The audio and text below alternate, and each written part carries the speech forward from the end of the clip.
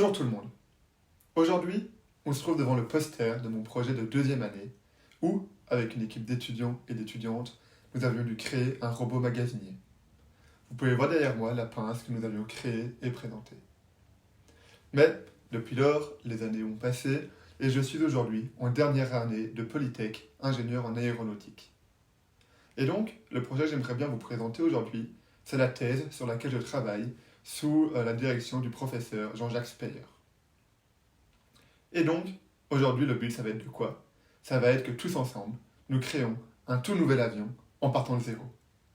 Vous allez voir, on va passer par les différentes étapes. Mais avant ça, il faut analyser ce que nous allons devoir faire. Et pour ça, on va lire le mail de notre supérieur de la Boring Company. Rebonjour tout le monde. Nous avons maintenu la mission que notre chef d'équipe nous impose. Et donc, comment la résoudre? Comment créer cet avion? Allons-nous directement partir dans ses moteurs, construire un fuselage autour, rajouter des ailes et espérer que ça vole? Évidemment, vous vous rendez bien compte que non, on ne peut pas commencer comme ça. L'idée de cette étape-ci dans notre centre de recherche, c'est de voir comment on va décomposer le projet. Et donc, je vais vous proposer ici un plan qui, moi, a toujours bien marché dans mes projets. Peut-être que pour vous, il ne conviendra pas, mais en tout cas, il peut vous servir de base. Évidemment, l'idée c'est d'adapter ça en fonction de votre projet. Est-ce que c'est un projet universitaire, un projet de recherche, en polytech, un projet personnel? Vous pouvez partir de ce plan-là et l'adapter en fonction de vous, c'est le plus important. Et donc, la première étape que nous allons rencontrer, c'est de tout d'abord avoir une idée de changement, une initiative. Et ça peut être n'importe quoi, ça peut être une nouvelle motorisation, ça peut être une idée de spectacle. Ça, c'est vous qui devez avoir l'idée, ça doit venir de vous. Ensuite, cette idée seule, évidemment, n'est pas suffisante. Il faut vous y ajouter des connaissances. Ces connaissances, il faut vous aider sur Internet, que vous lisiez des livres, que vous interrogez des personnes, pour collecter toute une série d'informations qui va vous être utile par après. Alors oui, peut-être que vous n'allez pas utiliser tous les documents collectés, mais au moins si plus tard dans le projet vous rencontrez des problèmes, vous pourrez vous reposer sur ces connaissances que vous avez acquises, sur ces documents que vous avez accumulés. Ensuite, et c'est là qu'on va rentrer dans le vif du sujet, vous allez passer dans la partie décomposition du projet en lui-même. Par exemple, pour notre avion, nous allons le décomposer en plusieurs pièces. Le fuselage, les ailes, la motorisation. Le but de cette décomposition, c'est que chaque sous-partie de l'équipe puisse travailler sur chacune des parties de manière indépendante. Indépendante, qu'est-ce que ça veut dire? Qu'ils ne doivent pas demander en continu aux autres qu'est-ce qui se passe. Ça ne veut pas non plus dire que l'équipe du fuselage peut créer tout un fuselage sans demander aux autres personnes. Même chose pour les moteurs, même chose pour les ailes. Vous voyez à quel point travailler indépendamment est très important sur sa partie, mais aussi la communication est vraiment la clé. Et c'est sur cette partie-ci que vous allez pleurer, que vous allez prendre du retard, que vous allez boire beaucoup de café pendant les nuits blanches, parce que c'est ici que les problèmes risquent de s'accumuler, et c'est là que c'est très important d'avoir la base de données dont on a parlé. Aussi, pour s'en sortir de ces étapes qui ne sont pas toujours les plus simples, ce qui est vraiment important, c'est d'avoir une bonne équipe. Une bonne équipe, pour moi, c'est quoi? C'est une équipe qui est rigoureuse, qui sait travailler, qui est rigoureuse et analytique dans ses réflexions. C'est aussi une équipe en qui vous avez confiance. Ce sont des personnes qui sont fondamentalement bons, avec qui vous aimez bien être. Et aussi et surtout, c'est une équipe avec qui vous allez avoir du fun, avec qui vous allez vous amuser à passer du temps sur ce moteur, à faire des recherches, sans quoi vous n'allez vraiment pas vous en sortir et ça va vous sembler très long.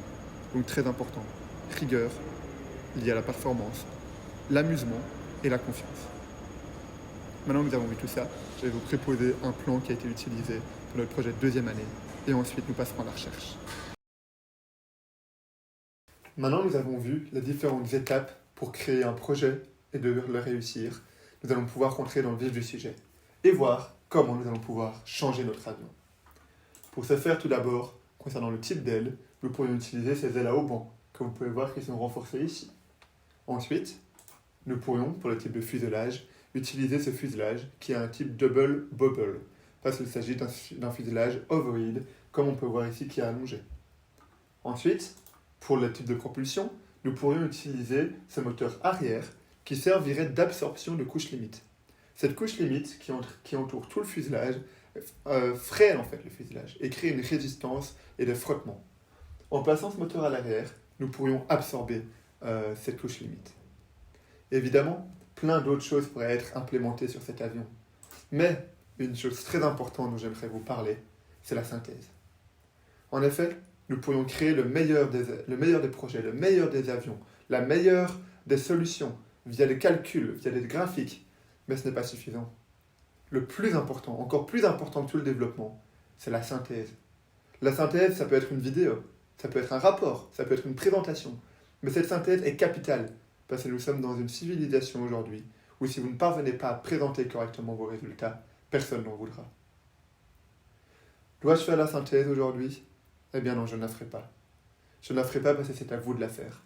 Vous êtes l'avenir de la science, vous êtes l'avenir de la société et de la civilisation. Vous avez vécu une troisième guerre mondiale, une pandémie pendant les années qui auraient dû être les plus belles de votre vie, et j'espère qu'elles le seront quand même.